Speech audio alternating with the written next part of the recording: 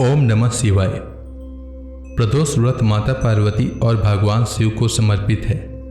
पुराणों के अनुसार इस व्रत को करने से बेहतर स्वास्थ्य और लंबी आयु की प्राप्ति होती है। प्रदोष व्रत एक साल में कई बार आता है। प्रत्येक महीने के कृष्ण पक्ष और शुक्ल पक्ष की त्रयोदशी तिथि के दिन प्रदोष व्रत रखा जाता है। प्रदोष व्रत में भगवान शिव की पूजा प्रदोष काल में होता है। सूर्यास्त के बाद और रात्रि के आने से पहले का समय प्रदोष काल कहलाता है।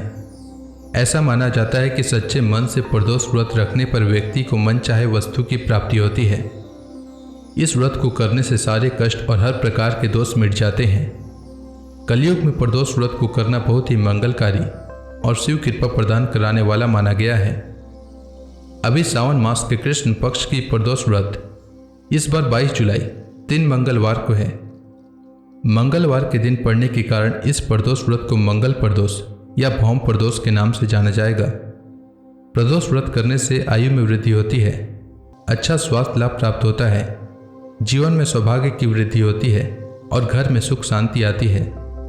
अब आइए जानते हैं सावन मास के कृष्ण पक्ष की प्रदोष व्रत के शुभ मुहूर्त के बारे में।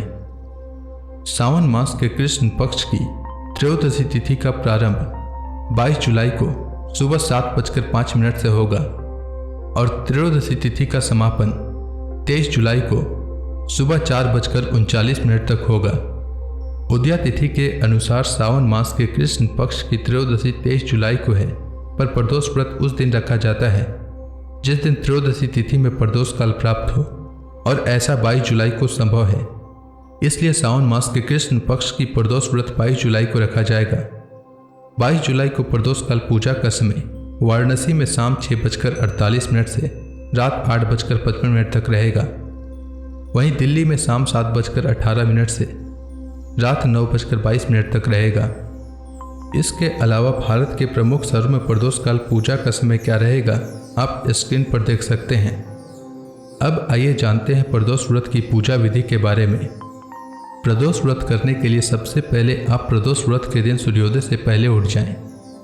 उसके बाद स्नान आदि करके साफ वस्त्र पहन लें। उसके बाद आप बेलपत्र, अक्षत, धूप, दीप और गंगा जल आदि से भगवान शिव की पूजा करें।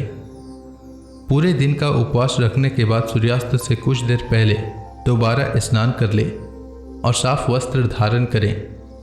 इसके बाद स्वच्छ जल या गंगा जल से पूजा स्थल को शुद्ध करें।